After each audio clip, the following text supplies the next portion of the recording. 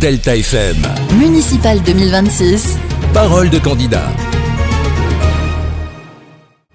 Bonjour à tous, bienvenue dans ce nouveau numéro de Parole de candidat. C'est votre rendez-vous de la mi-journée, juste après le journal de midi et demi. À mes côtés, Rémi Foulon, rédacteur en chef Delta FM. Bonjour Rémi. Bonjour Sylvia, bonjour tout le monde. Effectivement, on se retrouve tous les jours à l'heure du midi avec des têtes de liste d'une ville. Et aujourd'hui, on part à Wimereux, une station balnéaire de la Côte d'Opale qui compte un peu plus de 6000 habitants, mais qui voit sa population augmenter considérablement en période de vacances. Et oui, le maire qui a décidé, Jean-Luc Debaël, de briguer un nouveau mandat, mais il ne sera pas seul. Effectivement, Rémi est notre invité d'aujourd'hui et l'un des anciens membres de sa majorité, Jean-Christophe Gir, tête de liste de Wimereux 2026-2032. Bonjour Jean-Christophe Gir. Bonjour. Comme on le disait, vous avez été élu en 2020 aux côtés de Jean-Luc Debaël et vous avez choisi de démissionner de vos fonctions en 2020. En quelques mots, est-ce que vous pouvez nous expliquer les raisons qui ont motivé cette décision ? En quelques mots, oui. En 2020, je me suis engagé aux côtés de M. Bouteleux et de M. Debaël dans une liste qui était apolitique et qui s'était présentée comme telle, et dont le principe était de ne pas briguer d'autres mandats. C'est-à-dire que l'équipe devait être concentrée sur la commune. Et la première année s'est bien passée. On a dû apprendre à travailler en mairie, savoir comment faire, etc.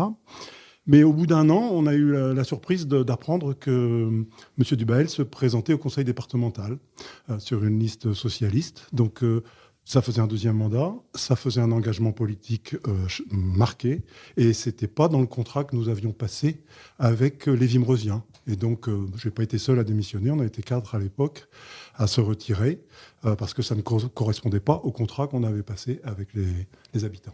Vous avez donc constitué une liste avec d'anciens élus de la majorité. Vous déplorez un manque de concertation de la majorité. Vous exprimez des désaccords, notamment le projet de requalification des quais. Expliquez-nous. Alors, c'est pas tant la requalification, c'est la façon dont ça a été fait, parce que beaucoup de Wimereusiens sont très surpris maintenant de ce qui a été fait et surtout de la dépense que ça représente. Justement, les finances, c'est quelque chose que vous pointez du doigt là.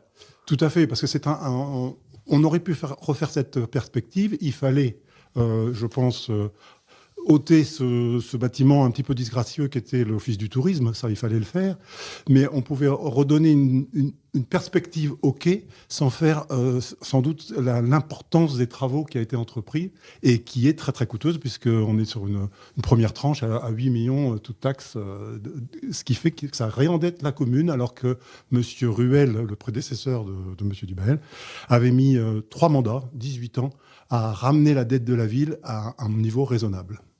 Quelles sont les grandes lignes de votre programme, en quelques mots ?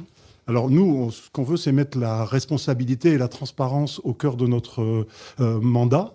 Et donc pour ça, on va devoir réenvisager les investissements qui sont a priori programmés par la majorité sortante pour remettre certaines priorités au-dessus de la pile.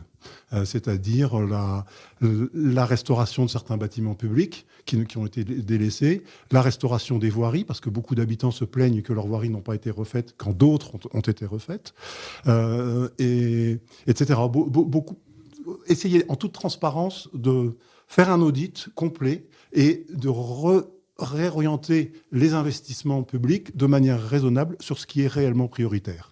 Wimereux, station balnéaire qui mise donc beaucoup sur son économie touristique. Est-ce que là aussi, il y a des idées pour être encore meilleur, pour optimiser ce secteur ? Alors, des idées, il y en a.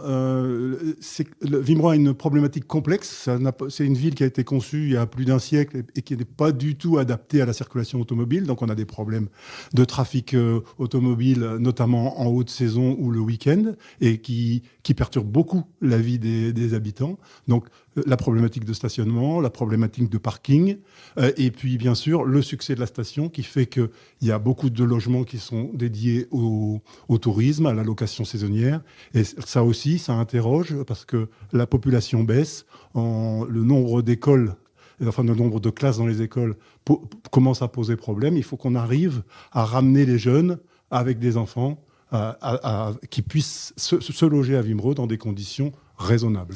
Une dernière question. Beaucoup d'habitants à Wimereux se posent la question de votre liste opposée à celle de Didier Sergent.